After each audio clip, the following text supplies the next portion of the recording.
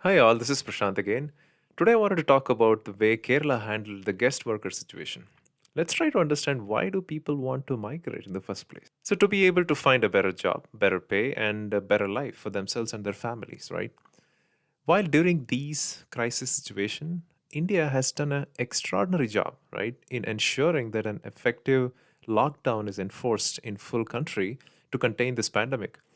But we have a huge migrant population, and our problems with managing their basic needs during this crisis came to light when we started seeing reports of migrants being kicked to the curb in millions, right, by most states in India. This has become a complex humanitarian problem, and it is heart aching to see reports of tens of thousands of migrants having to walk back home carrying their belongings and also having their little children walk as if their life doesn't count on this planet. Before I get into how Kerala handled the migrant situation during this unprecedented crisis, let's see what was the migrant situation before the crisis hit Kerala.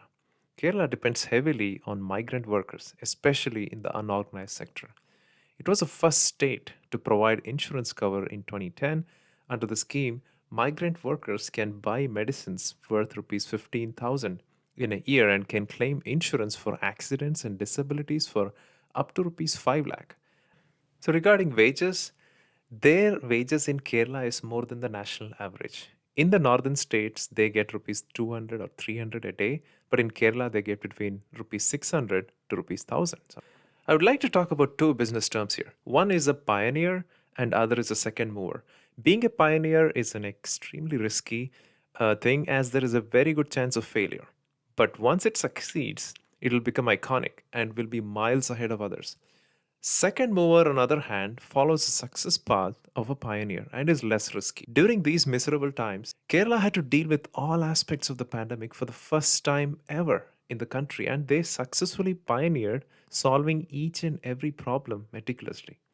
Coming directly to the migrant crisis, let me talk about few important things that Kerala did. Firstly, Kerala treated migrants as their own people. On 29th March, hundreds of migrant laborers flooded the streets of Kottayam town, demanding that they be sent back to their home states. The protest caught the state administration off guard. Authorities acted swiftly to defuse the situation, eventually convincing the migrants to return to their camps set up for them. One of the major causes for the discontent was food. It was not the fact that they were not getting food, but they were not getting the right food was the reason. The migrant workers weren't happy by the endless supply of rice being served from Kudumbashri community kitchens, which are entirely run by women workers.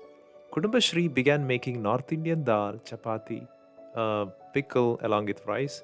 They also began handling them raw materials so that they could cook according to their taste. The government not only provided laborers with sanitizers, masks, medicines, but decided that their phones were vital to their time under lockdown and hence funded the recharge as well. While the migrant protest sprung up in cities like Mumbai, Surat, Ahmedabad, Delhi, and other parts of the country, Kerala has had no such problems since it dealt with the 29th March flare up very well. So, this was an exceptional humane act by the government and the community in Kerala. Secondly, Kerala did an extraordinary job setting up the relief camps. Kerala, if you see, has the highest number of state run relief camps for migrant workers. The state has like 19,000 camps that house 3 lakh migrant workers. You may want to know which are the second and third states, right? The second one would be Uttar Pradesh, which is a distant second with 2,230 government run camps, and Maharashtra is the third with 1,135 relief centers. You may complain saying that why am I comparing states here? It's not fair. But how would you get an appreciation for the state that is doing a right job if you don't compare, right? If you have to compare apples to apples here. The Ernakulam district alone has 2,436 camps, which is almost equal to Uttar Pradesh, and which house like 60,000 laborers. The camps provide meals 3 times a day through the community kitchen, apart from tea, biscuits, and refreshments. Depending on the category of migrant labor, they provide raw material such as pulses, vegetables, pickles, ration kits, which contain rice and even toothpaste. They also have carom boards and chess boards for workers to pass their time, right? The state also doesn't refer to them as migrant workers but has instead classified them as guest workers. You can observe this in my title. They have deployed 14 mobile clinics that have doctors, nurses, and equipment. The mobile clinics move from one camp to another camp to conduct regular health checks. Thirdly, Kerala provided psychosocial support for the guest workers. If you have seen my previous video, you should be able to see the dashboard that I presented, and I think I talked a little bit about it. So, they basically set up 20 counselors at the center to provide relief in these difficult times.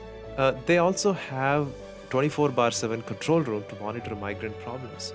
Every day, they receive hundreds and thousands of calls from the guest workers. They are also obliged to send a report to the Chief Minister and the Chief Secretary with the details of whether the concerns are resolved.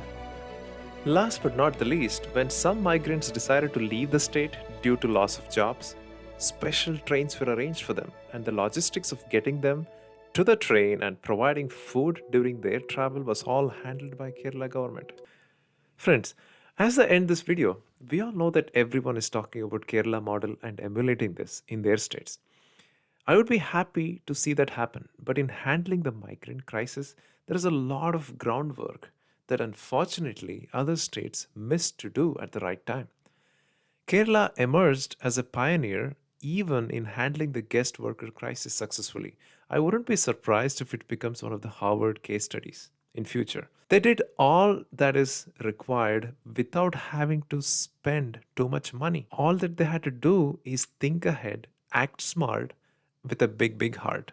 Thank you very much.